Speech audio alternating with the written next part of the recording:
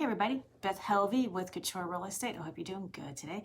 It is Monday, May 17th. We're halfway through the month today. So I want to talk to you about appraisal gaps and escalation clauses. It's something you've probably seen a lot of. It's probably something you've heard a lot of, especially if you're in the market either as a seller or a buyer. And let's go through about how they work. So let's start with an escalation clause. An escalation clause is when a buyer will say, I'm going to offer you X amount of dollars. I'm willing to go up $50,000, $100,000, whatever the case may be, whatever their price point is. But I'm only willing to go up in a certain increment. For example, it could be $5,000, $10,000, $15,000, $20,000. It depends. And again, a lot of that depends on the price point that that particular buyer is in. Now, and it doesn't have to be a whole number. There are buyers out there who are doing $6,000 or $6,500. And they're doing that because they feel like if they arrive at the same point with someone, then their extra $500 or $1,000 or whatever will just jump them over the top. Now we're talking strictly price. We're not talking about other conditions. We're not talking about closing times, down payments, cash versus loan, escrow. We're not talking about anything like that, just price. What'll happen then is, especially if you've got multiple offers and the agent is accepting or the seller is accepting an escalation clause, sometimes they have to map out several. I talked to an agent a couple weeks ago who had to map out 10 of them. And there's a reason for that. The reason for that is whomever wins out, if that person used an escalation clause to get there, then the agent has to show them how they got there. Because you just can't say, somebody's willing to go up to $525,000. You just can't say, hey, we'll take your $525,000.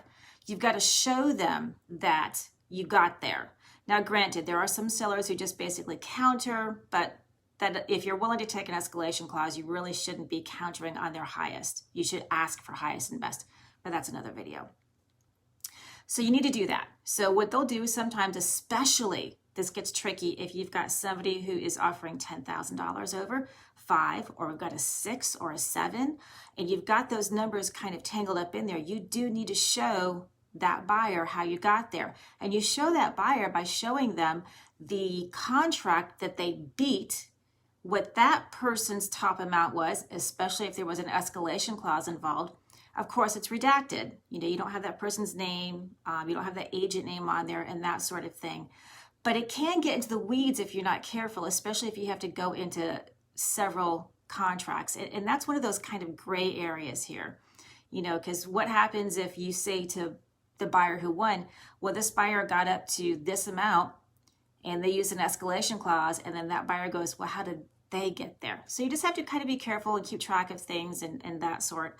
Now, because of the confusion with this, and because there are properties where a seller and a listing agent will get multiple offers with an escalation clause, I've been talking to some other agents who have also said, we're not doing that anymore. We're not taking escalation clauses.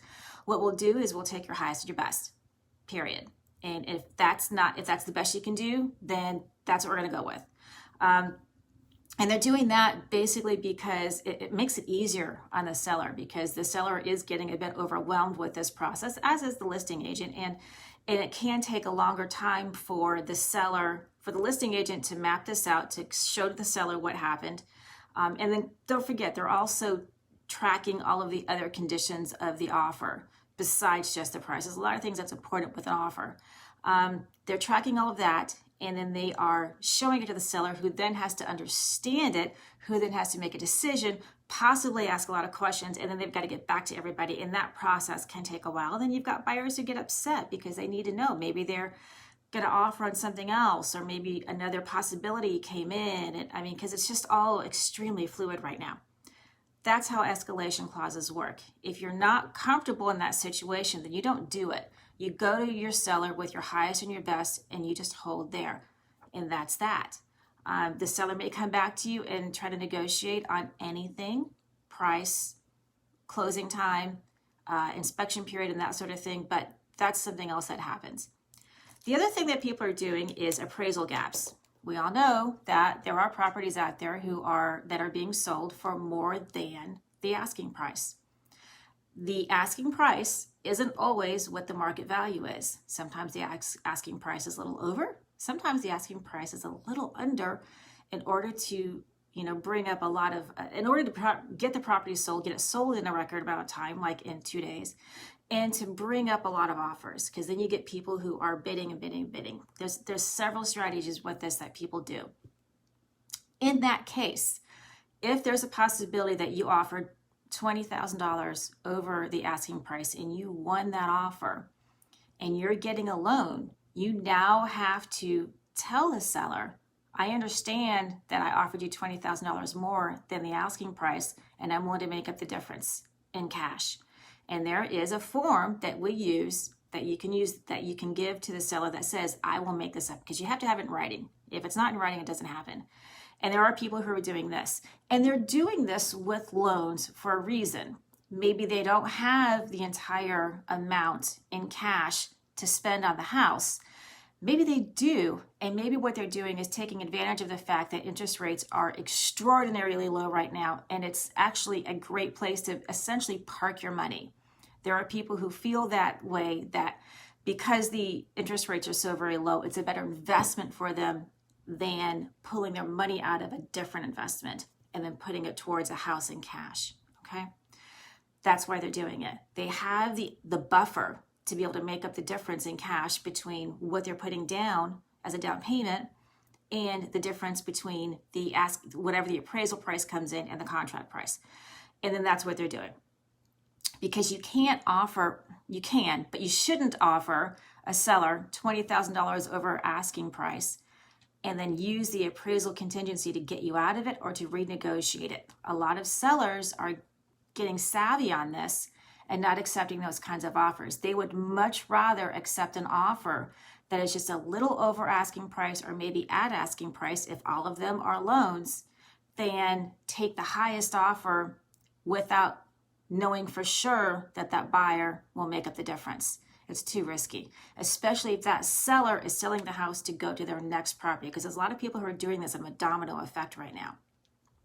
So these forms that we have, these are not standard forms. We've got a handful of forms that the Florida Real Estate Commission has put together, and we as realtors have to use them. There's a handful of forms that we have to use that are standard, that every Florida agent must use. There are forms that aren't standard, and the escalation clause and the appraisal gap is that way. Now, we do have forms within our system, within our MLS, that we can use that are acceptable and are basically blank templates that have general a general format that we can use. There are also companies that will take this general format or this issue and take it to their in-house attorneys or their attorney that they use and ask them to either draft a form or to go over the form that they're using. And that's why when you see an escalation clause or you see an appraisal gap addendum, you may be seeing different forms because this is not standard. And some people are using what's in MLS and some people are using what their company provides that they run through an attorney to make sure it's legal, okay? And so then you've got to decipher that and you've got to make sure you understand everything that's in there, okay? That's basically in a nutshell. And we're seeing a lot of that. Now, granted, there are still properties out there that are selling for asking price or a little bit under. There are still properties out there that are lingering on the market. Are there a lot of them? No, but they're still out there. And then there are people who are just offering more money. And we are seeing that. We're also seeing that in the new construction area that there is not enough new construction for the people who want to buy new construction. So they're doing their own thing with auctions and things like that. If you have any questions on appraisal gaps or if you have any questions on escalation clauses, feel free to DM me or drop it in the comments, and I'm happy to explain any of this to you or point you in the right direction of an attorney or an article or something like that.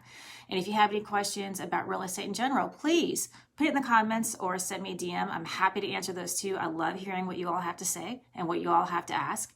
And I hope you have a wonderful day. So today it is going to be in the low 90s. It's going to be sunny and beautiful. It's the reason we live here in Florida. It's the perfect weather. If you have the opportunity to get outside, I encourage you to do so. Wear your sunscreen, drink a lot of water, and I'll talk to you later. Bye, everybody.